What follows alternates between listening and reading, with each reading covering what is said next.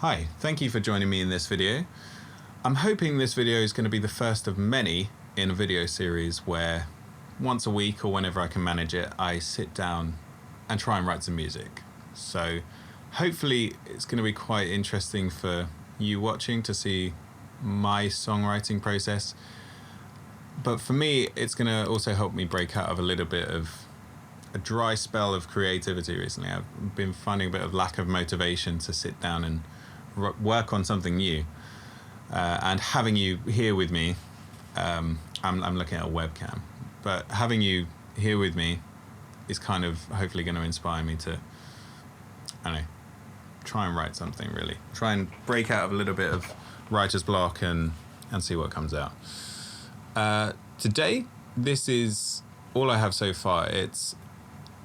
I was working on a couple of chords and programmed this drum pattern in to sort of match the riff, I suppose. So let's see if we can work on this riff, see if anything can come of it, and maybe after that, you know, we might be inspired to write another section. But for now, you can watch me play this very poorly, although if it's too embarrassingly bad, I will probably cut the video down. But yeah, you can watch me struggle, I suppose, for a bit. I'm in C# tuning, 6-string drop C#, just nothing too mental at the moment. Just, it's a bit heavy, but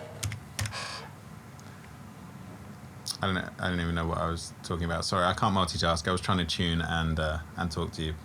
That's the high level of quality these videos will probably have. Anyways, enough chit chat. Let's see if we can try and work on this riff. I'm going to be checking in with you occasionally and talking to you about my ideas, but for now, let's just see what comes out.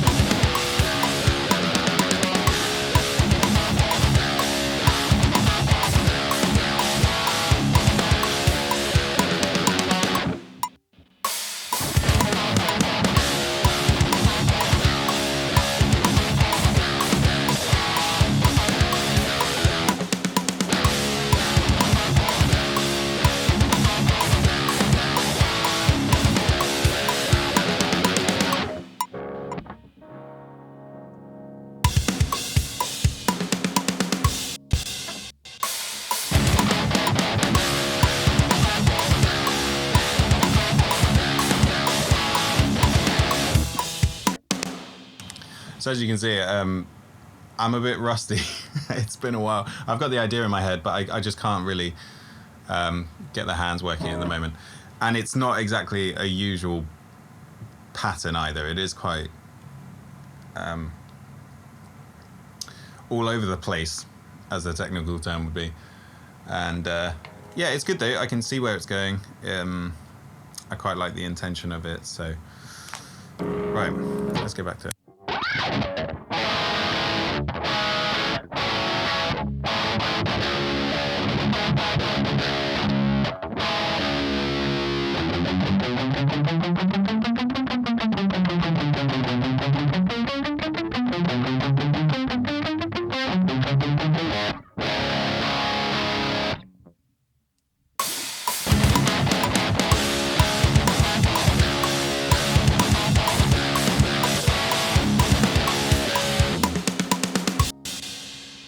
Sorry, my screen recorder changed and it jarred me.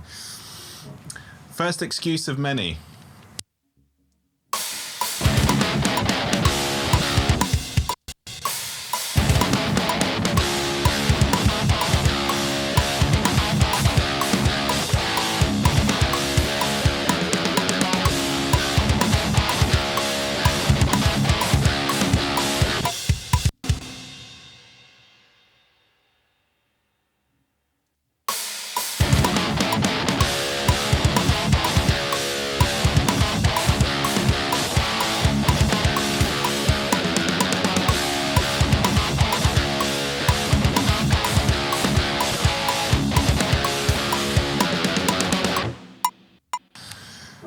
I usually listen quite quietly in the studio, just because when you're in for long periods of time, it's not good for your ears to just listen too loud, because you get tired, you start to not know what you're hearing, and then you start turning it up, and then you just find yourself in this vicious cycle of turning the volume up louder and louder, and you end up chasing your tail a little bit in terms of trying to find that clarity. So my monitoring volume is usually quite quiet. I would easily be able to talk this loud over it. But what I found there was sometimes you just need it a bit louder to get the actual vibe of the riff to feel like you're on stage in a weird way. So I've cranked it up a bit louder now, and it seems to have helped me fit into that groove a little bit better. So see if we can try and get a take at least.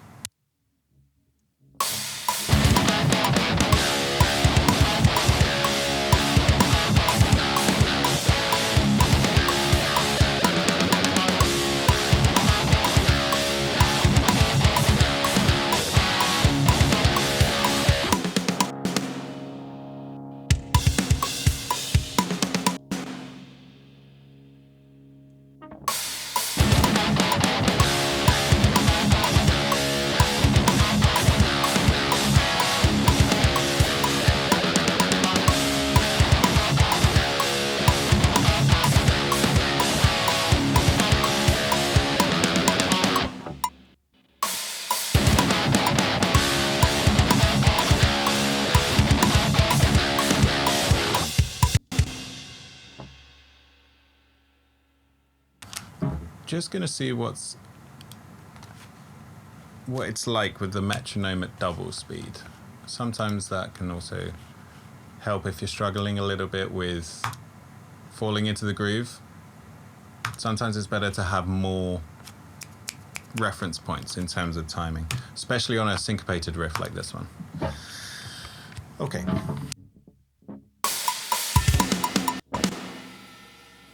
Okay, that was surprisingly jarring. Let's do an extra bar first.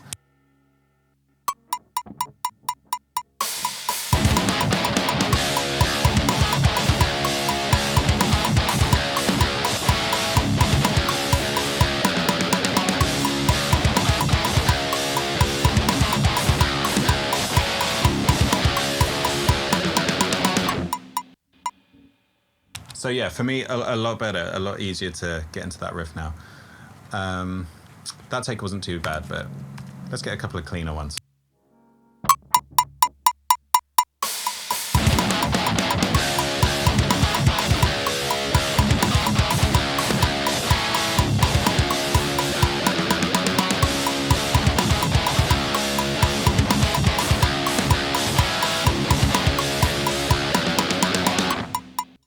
So I actually I think I hit that by mistake that time.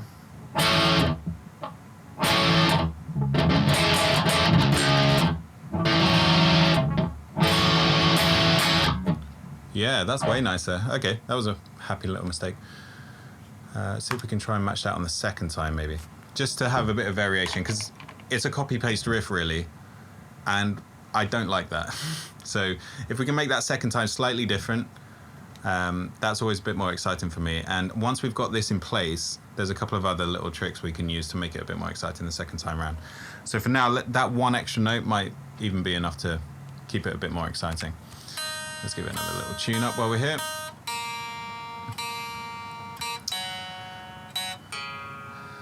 Notice I'm not talking to you this time because I can't do both. Right, take 8.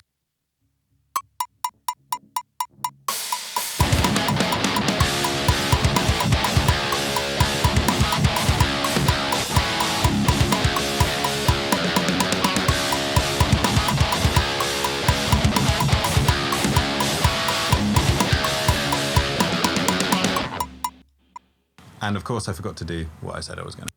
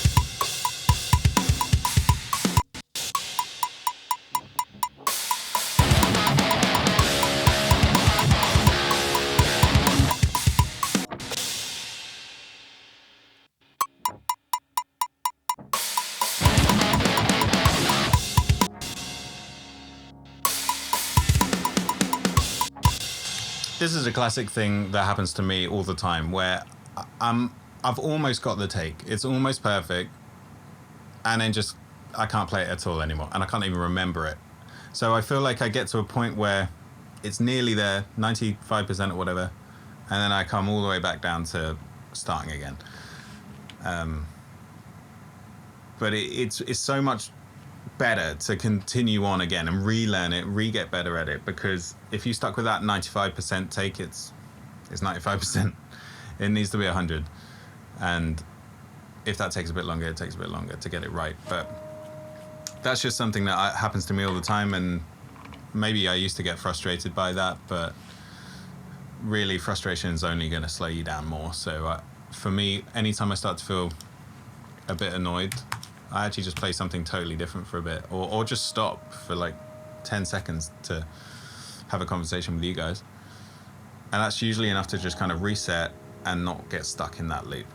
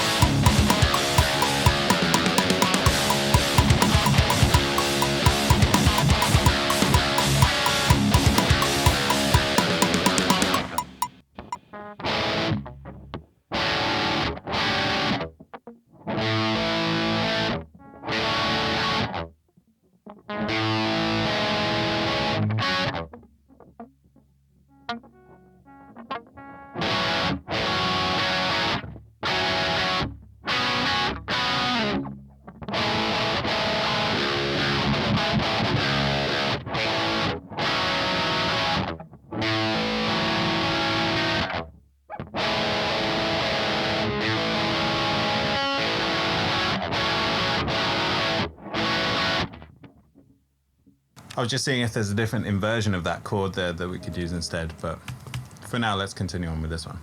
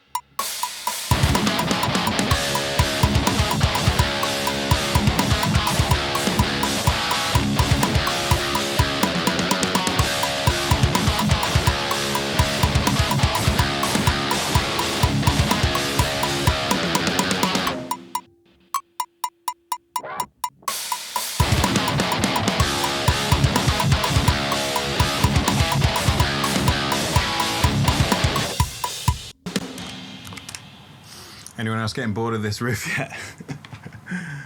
Yeah, I didn't make the first episode an easy one. I could have sat here and just, I don't know, programmed in some trap beats or something, just clicking away. But I thought it was better to just dive straight in the deep end and see if we can kind of get back some of the guitar skills that I feel like I used to have. I used to be a better guitar player when I was playing regularly. And the moment I stopped playing daily, I feel like, I don't know, I just kind of lost a bit of skill. So it's a bit like riding a bike, I suppose. You have to get back and kind of try and refresh your memory of what to do, especially when it comes to writing as well.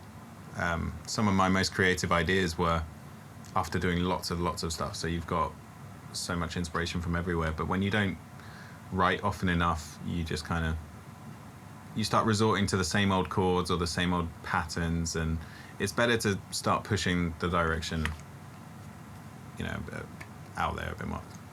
I don't know what I'm going to say. I'm going to drink water.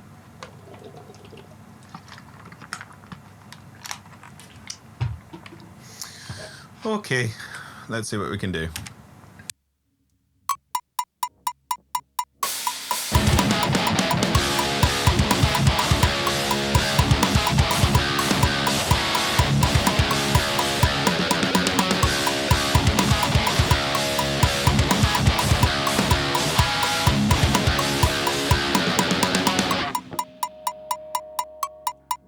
So, just so I feel like I'm making progress, I'm going to keep that one, and let's try and get the left side, the right side as well, and maybe just start fixing up what's rubbish. Because maybe, you know, going critical and like cutting up each individual bits, usually by the time I've done that, I can actually just play the whole riff better anyways, and I just retake the whole thing. So sometimes it's good to at least feel like there's been progress being made, and we're not just staring at the same blank screen for, I mean, 20 minutes already, or 15 minutes. You know, let's try and put some stuff down.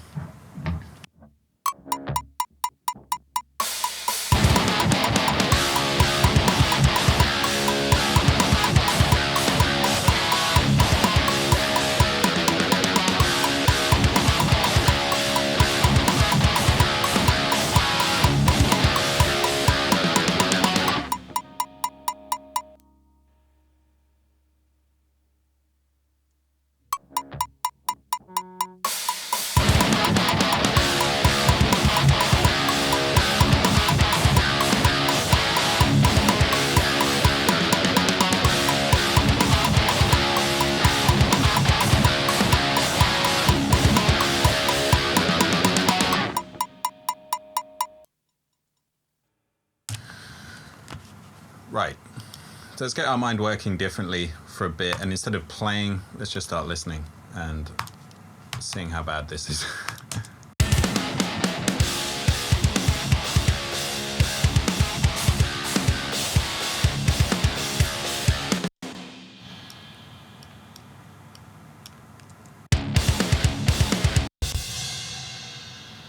I hate loop mode, so I'm going to turn that off right now.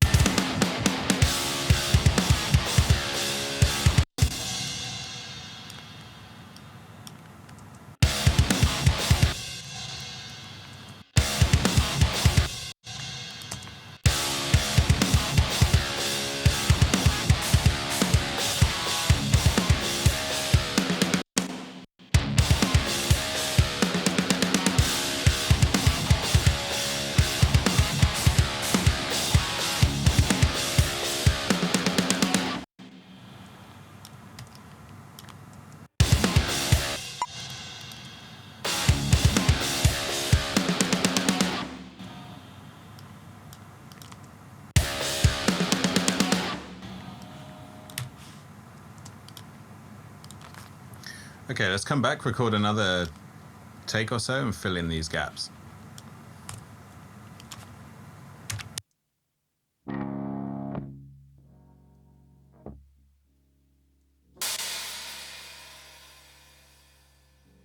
With the metronome on, obviously.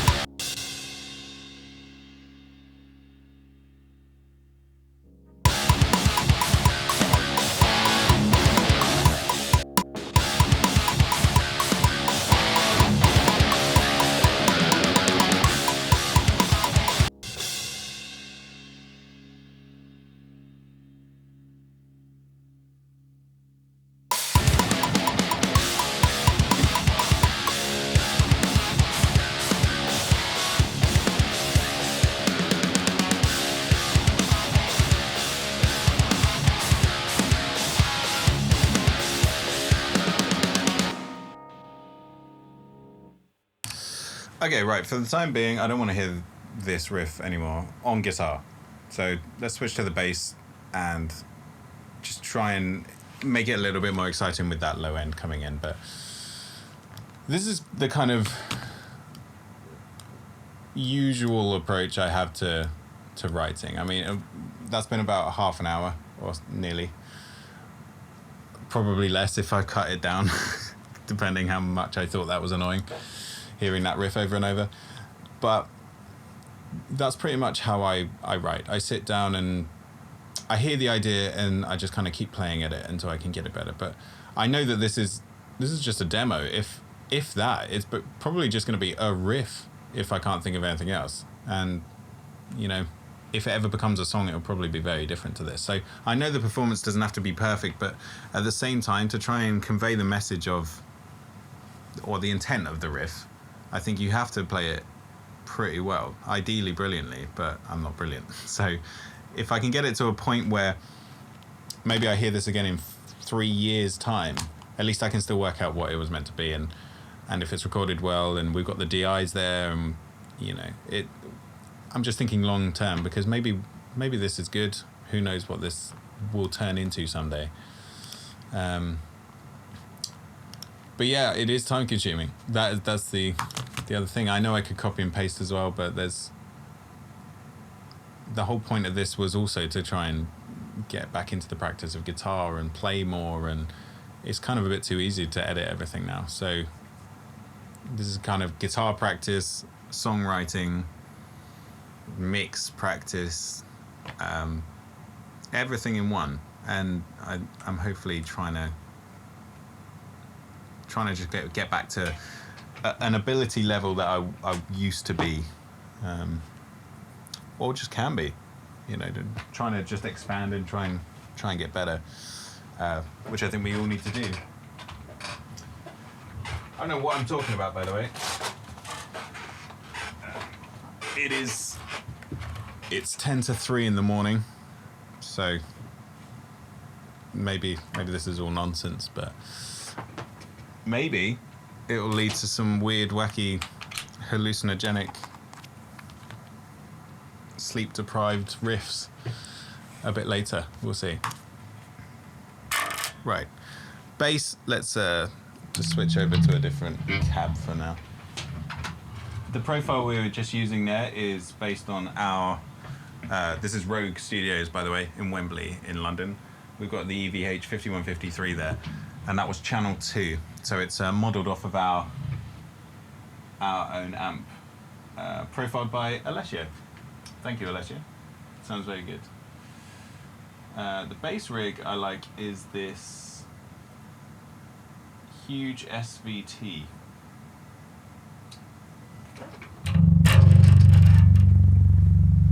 What tuning is that? F sharp.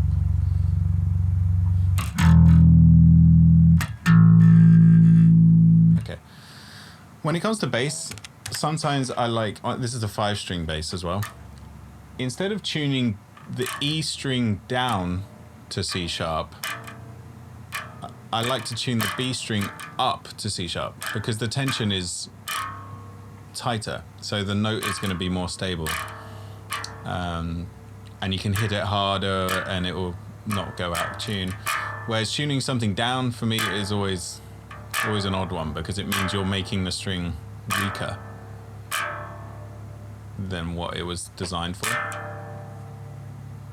Even if in this case it will mean we now need to skip this string to replay the riff, but that's okay, because it's already different switching from guitar to bass anyways, just from the size of it. So we're not going to copy the riff. Well, we are going to pretty much copy it identically, but we don't have to worry about the chord shape, so I'm literally just thinking 2 notes.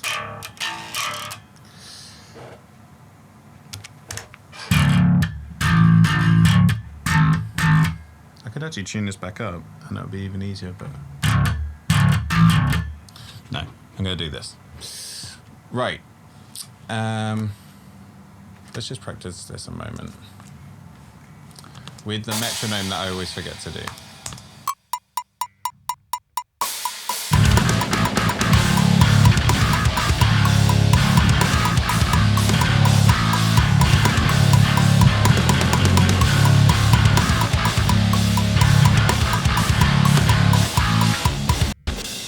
So on that note there, I feel like even though the root is still the G sharp, oh sorry, A, sorry, it's a, that's the note that I hear come through more. Shout F sharp.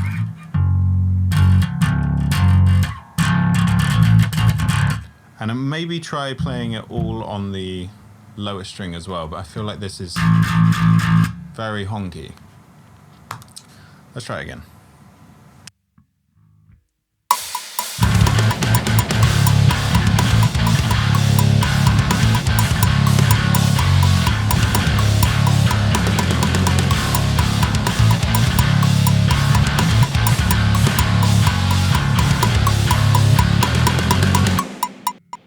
Yeah, a bit better. It's still not quite on that, quite right on that note there.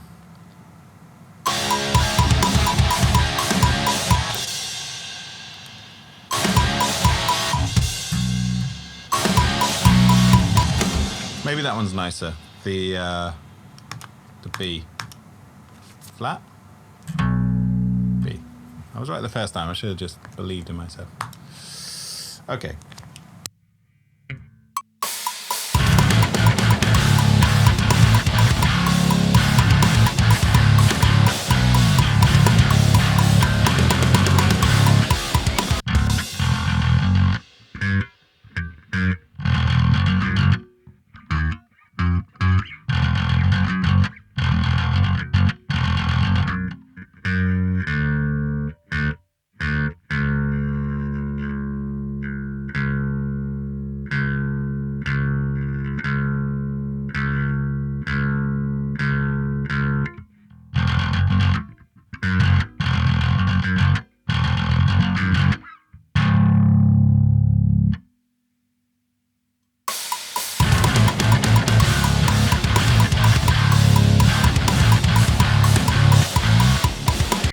So the biggest decision I have now is whether to leave it legato or do the chops, do the sort of ghost notes.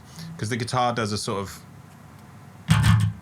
But I think that's just going to break up the riff a bit too much and perhaps not even sound very good on bass. So let's see what happens if we leave it all long, and if it's weird then we can even just chop it up manually after.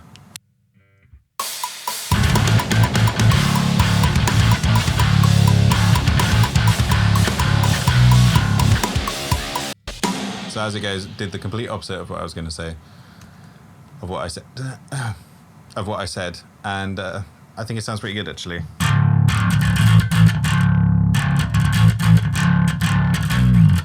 It's a little bit less obvious than the guitar, but it's not fully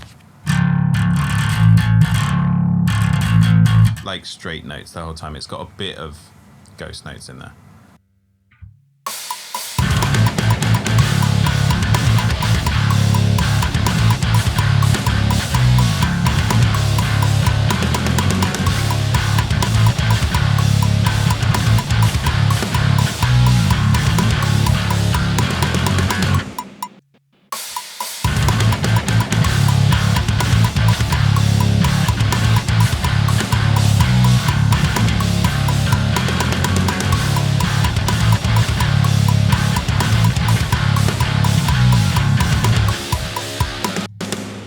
I also quite like the slide in there.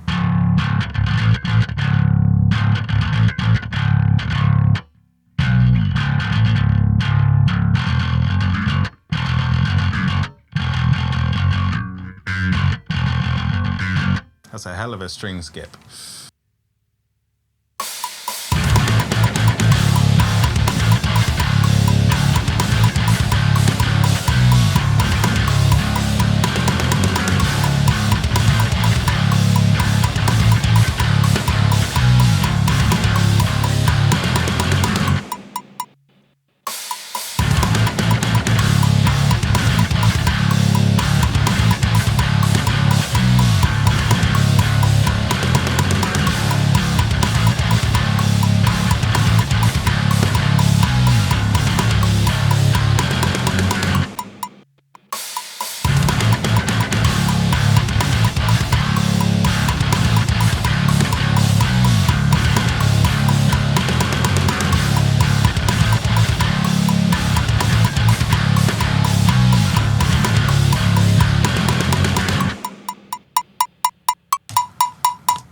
Okay, let's hear this one and see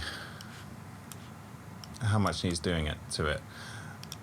With the, when I monitor back, I've got it set up via Pro MB, so the DI is just doing the low end here, and then our Kemper tone is basically the opposite. This is a very common thing to do with bass, especially in metal, and it just means that your low end is super clean because it's coming straight from the DI. Sorry, where am I looking? Here.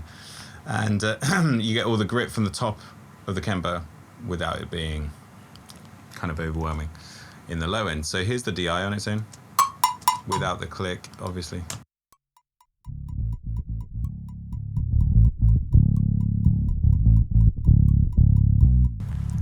Super nice and clear, and we still get the note clarity and definition.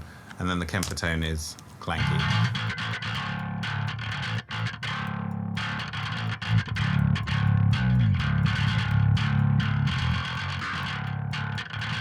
And with the DI added in.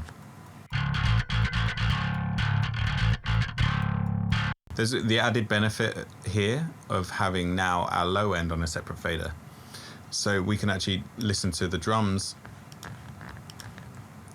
and the bass and then see how much low end we want to add accordingly.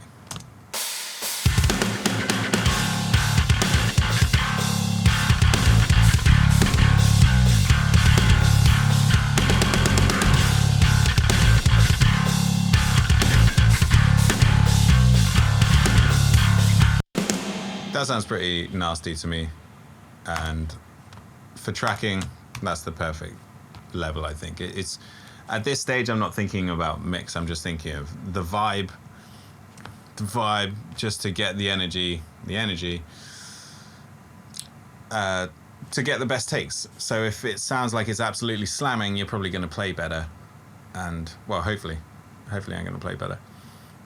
And you get a better idea of whether the track is working, whether it feels right or not.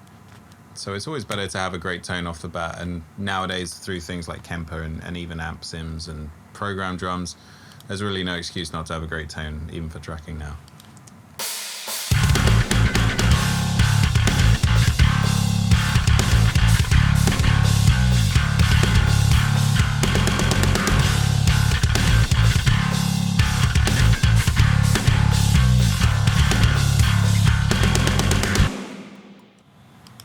Good, we're only missing a couple of bits, so let's punch those in.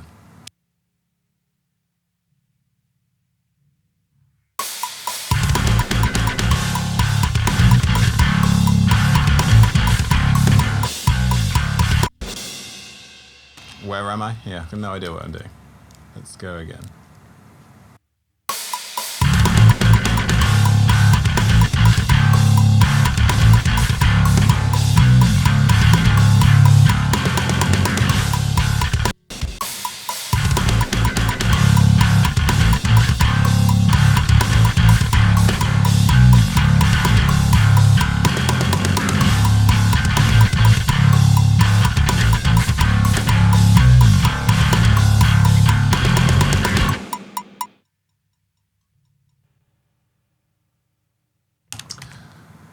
I bet that sounds super weird hearing two basses playing at once, but fortunately I think it felt like I played the right bits.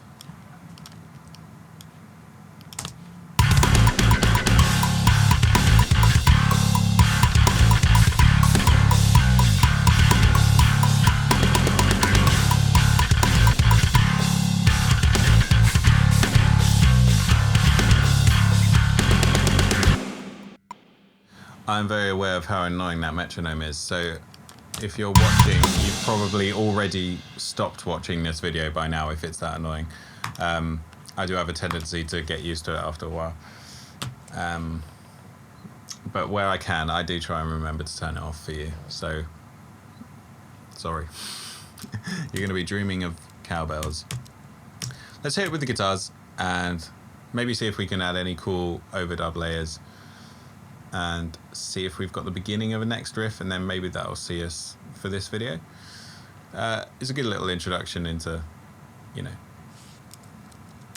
the songwriting process. I have And of course, if you do it any differently, please let me know. Maybe you've got some cool tips on, it could be anything, editing or how you write. Maybe you write in a similar way. Maybe you like to edit more now, or I don't know. I'm very curious. I always like to see other people's songwriting process, so that's why I thought I'd make these videos so you could see mine. And yeah, I think I'm losing it. 3 o'clock now, and yeah, not sure what's going on. Coming in.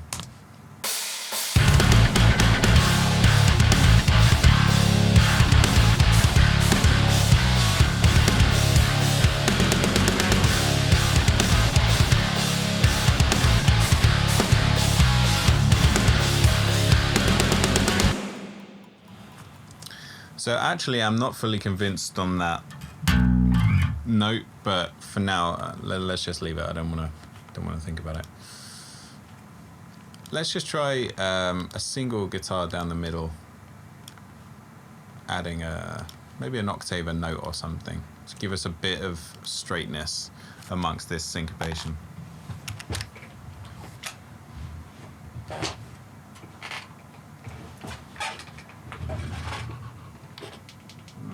Put ourselves back to our channel 2.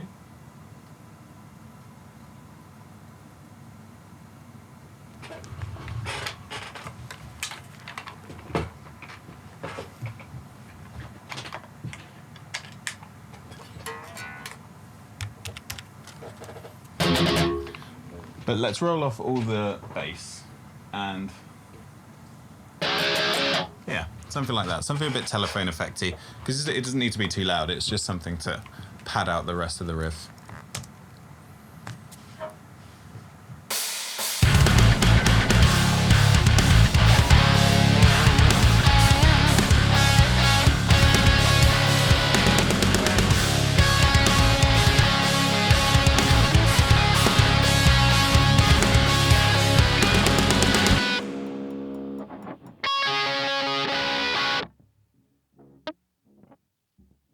Maybe something like that could be good.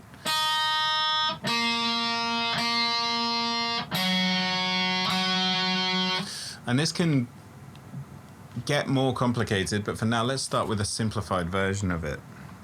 Because I'm aware there's already quite a lot of stuff to deal with, especially if this is the beginning of the song. I don't want to overwhelm everyone straight away.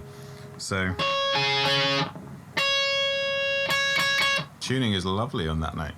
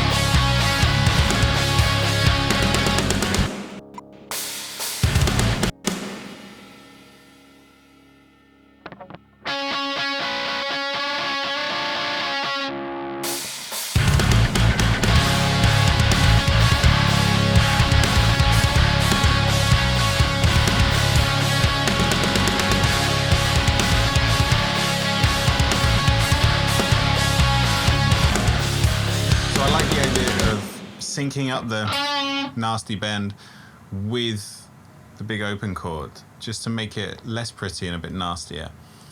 So the first time is going to be a 1, and then let's see if that works just with it.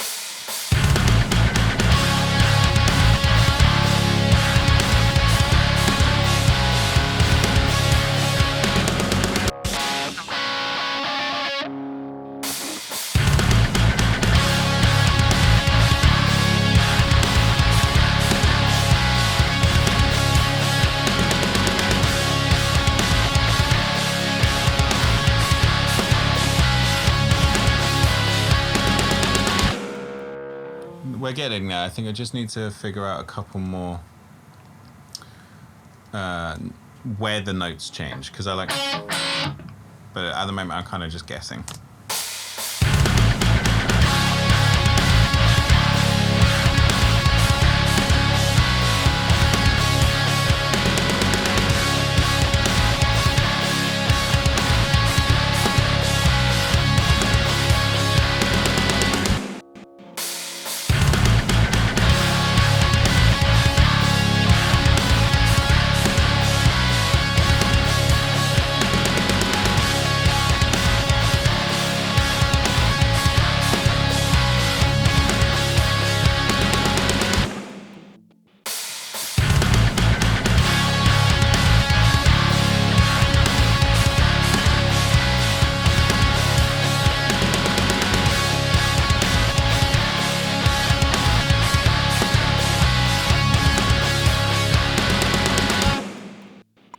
Something like that could be quite cool. Let's give this a track.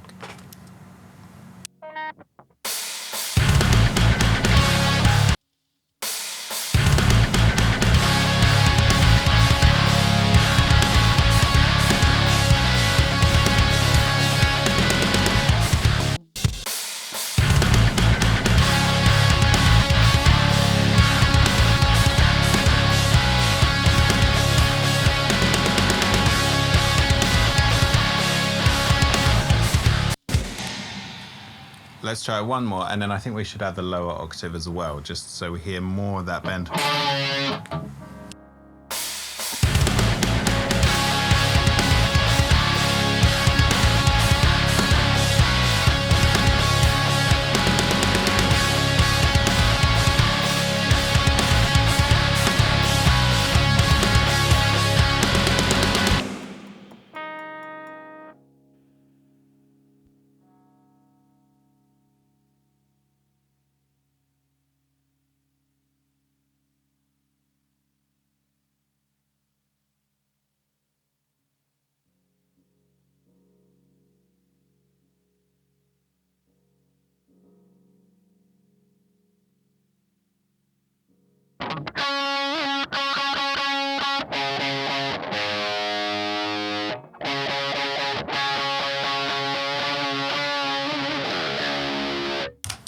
Point out, I don't think I played this guitar for maybe a month, so that's why the tuning is all over the place. It's been sat over there, and also I'll be honest, it's not the most expensive guitar in the world. I put a good pickup in it, Seymour Duncan, hello, and that's definitely made all the difference. It's got a really cool tone, and yeah, I kind of fell in love with this guitar. It's just kind of a bit of a workhorse. It's been all over with me. I've chucked it on airplanes, back of vans. It's done every weather condition you can imagine. There's bits fallen off of it and broken, but I just kind of love it. And it's small. It's like playing a child's guitar, but I don't know, I can really throw it around a bit. And on stage, it's super easy. It's really light, and I don't know.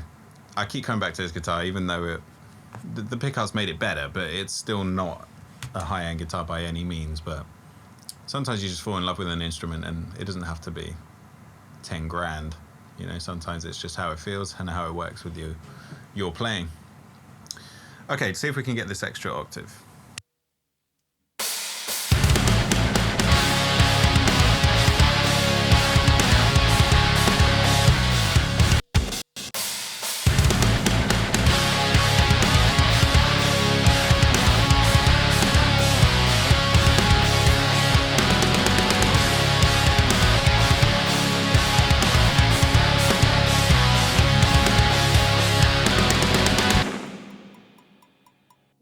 Yeah, for me that has definitely made all the difference. It's just, you hear more of the bend now and more of the tension.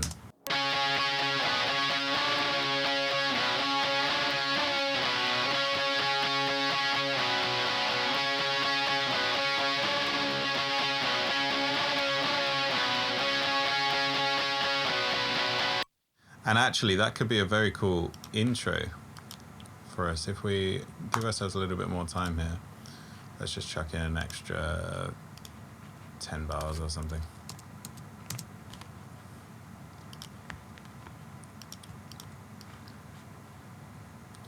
Probably half of that.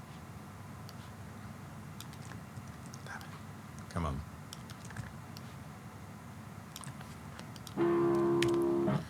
Sorry, let me mute the old Kimber. Something that can be cool is to just automate our filter here. So we'll click Enable Learn. Let's click it to latch mode and draw it in, because sometimes it's better to actually play your automations in, not only because it's more fun, but also adds a real human element, which I'm always a fan of. Okay, let's play this and see what we can create.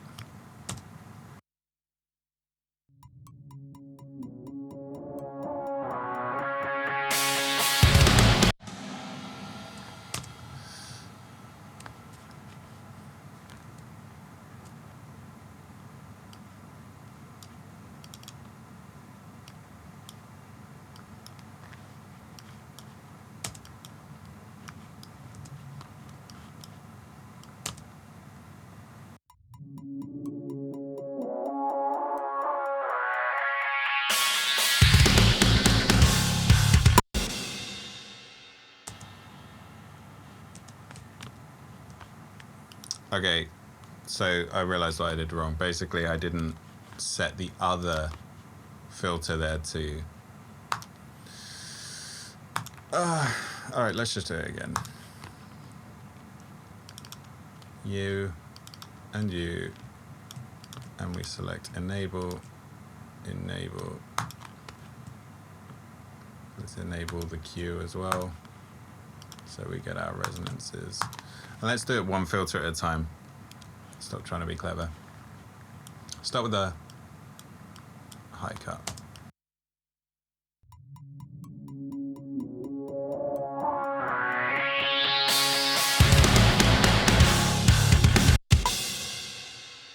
Now let's go again for our low.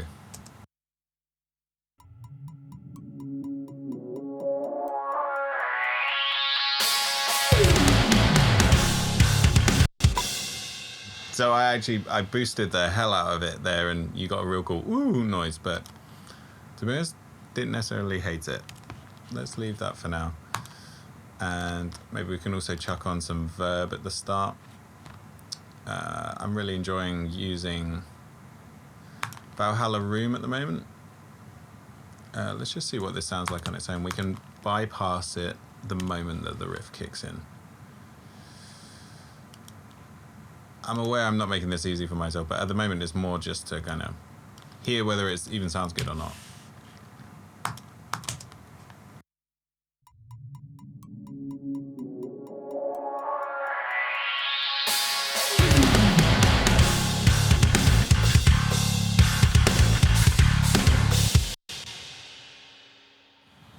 Yeah, good, okay, and we'll bypass our crazy filter as well.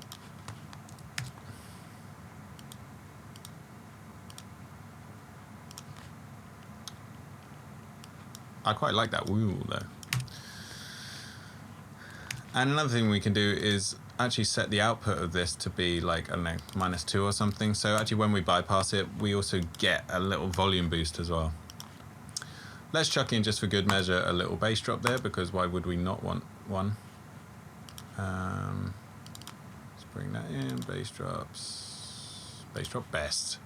Been using this sample since I think my very first ever production, which would be 2009, something like that. Shout out to Yum Yum. Okay.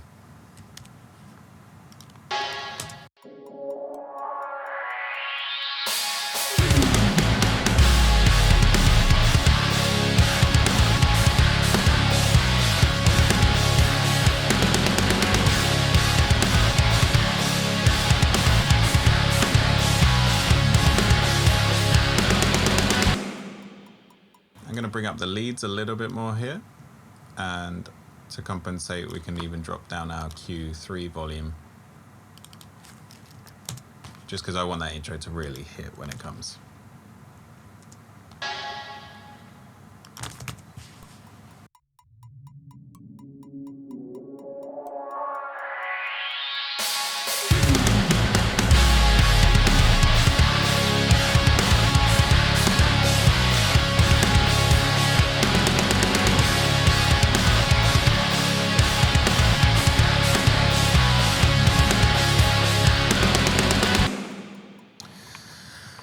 Okay, that seems like a good place to end this video, I think. Mostly because I couldn't tell you what the next part of the song's going to be. I have no real idea. So maybe we'll do a part 2 or something. If you enjoyed this, thank you very much for joining me. I hope it wasn't too informal or too amateur. But I'm just trying to see what would happen if I start to do these videos, and even if I manage to create a riff per video, I think that's better than nothing. And after a while, once we've done a few of these, maybe we can start to be more creative and quicker and everything. So I'm going to try and stick with it for a bit and see what we can get out of it. And then maybe you'll start to hear these songs come out either under my own name or with A New Tomorrow, or I don't know, partnerships with other people or something. I don't know. Let's just see. They're here. This riff exists now, and it didn't at the start of this video, which I think is pretty cool. Let me know what you think, obviously. Please don't be too mean to me in the comments. Constructive criticism is better than just outright hatred of me. And I'm going to try and get a little bit better in terms of talking to the camera more often or something. At the moment, I'm also recording this on a webcam because my phone wouldn't charge while it was... I think it's enough for this video, and I'm talking way too much now, so I'm going to end the video here. Thanks very much for joining me. I look forward to seeing you again at the next one. Okay. Bye, everyone.